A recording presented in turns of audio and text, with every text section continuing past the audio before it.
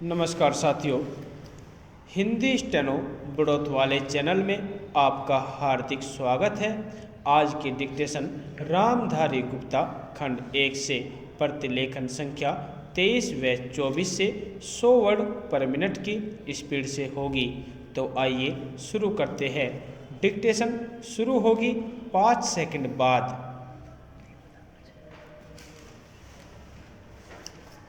Start. महोदय, जो यह बजट प्रस्तुत हुआ है वह देश का एक ऐसा नया चित्र उपस्थित करता है जो चित्र उम्माद का है, आशा का है, सफलता का है। इसमें नए कर ज़्यादा नहीं लगाए गए हैं और जो थोड़े से कर लगाए भी गए हैं वे इस ढंग से लगाए गए हैं कि सभी लोगों पर उसका बोझ पड़ता है। इससे भी उनको निराशा हुई है।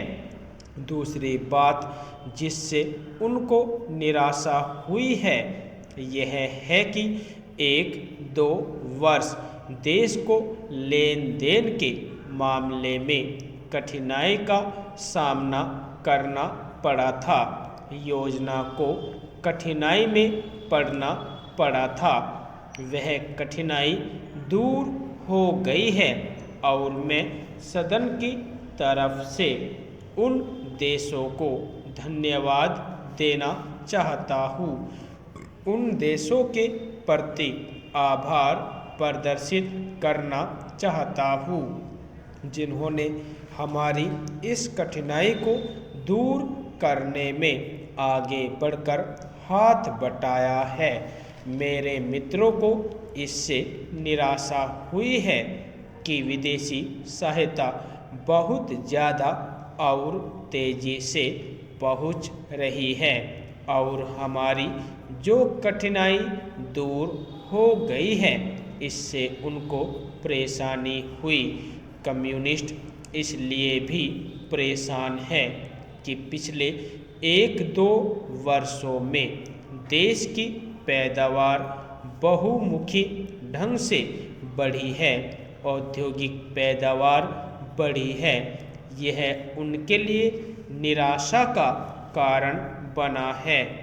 उनकी निराशा इसलिए भी बढ़ी है कि उनका मालिक, उनका मित्र हमारे देश की सीमा पर जब फौज लेकर खड़ा है और जब देश पर खतरा है तो क्यों देश की आर्थिक हालत, क्यों देश की वित्तीय हालत तथा दूसरी हालत इतनी अच्छी हुई है और क्यों इतनी अच्छी छवि उभरी है। लेकिन उनकी निराशा हमारी सबसे बड़ी आशा है। उनकी असफलता हमारी सबसे बड़ी सफलता है और मैं समझता हूँ कि उनके भाषण हमारे वित्त मंत्री महोदय के लिए सबसे बड़े बधाई के भाषण है।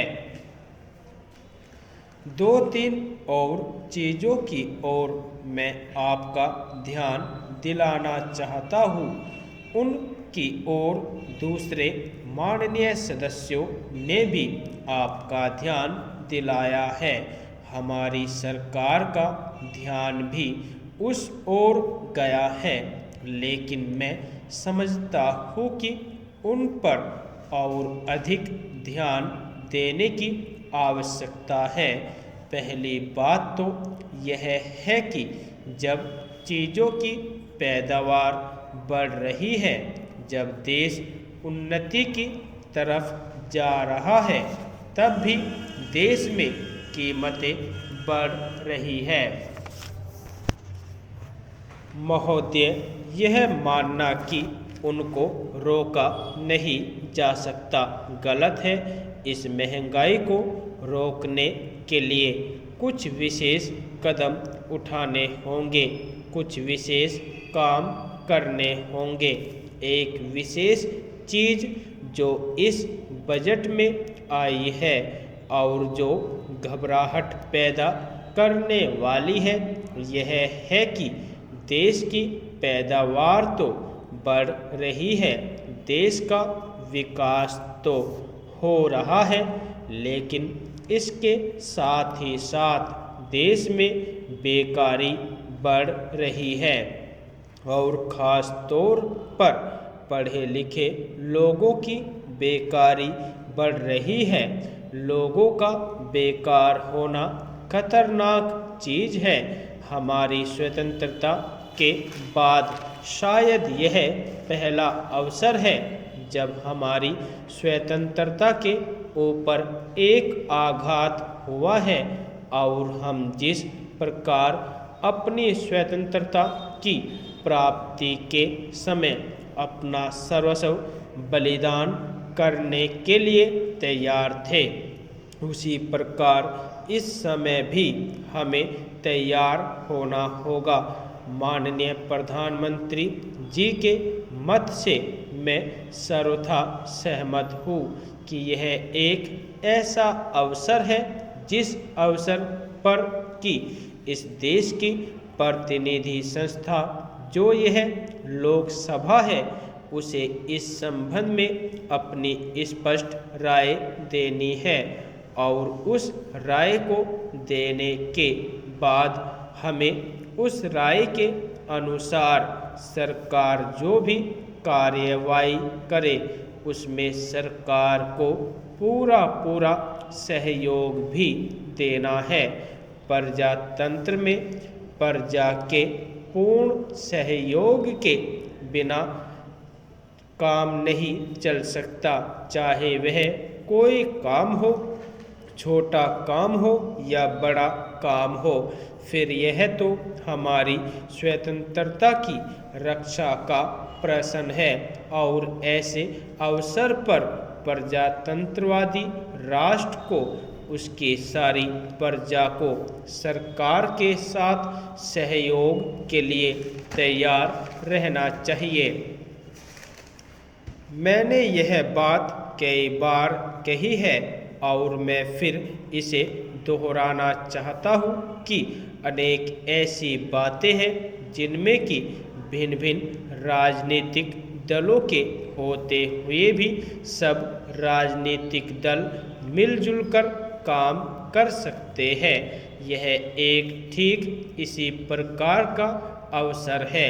मैं अपने प्रधानमंत्री जी की वैदेशिक नीति का बड़ा भारी समर्थक रहा हूँ और कल इस सदन में इस संबंध में जो बहस हुई उससे भी यह पूरा परिणाम निकाला जा सकता है कि जहाँ तक हमारी वैदेशिक नीति के सिद्धांतों का संबंध है वहाँ तक इस सदन का कोई दल, इस सदन का कोई भी सदस्य उन सिद्धांतों के विरुद्ध नहीं है।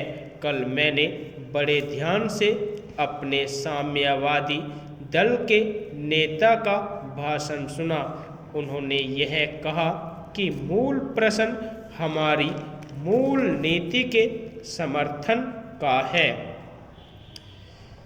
यदि आपको डिक्टेशन अच्छी लगी हो तो हमारे चैनल को सब्सक्राइब करें तथा वीडियो को लाइक व शेयर भी करें। धन्यवाद।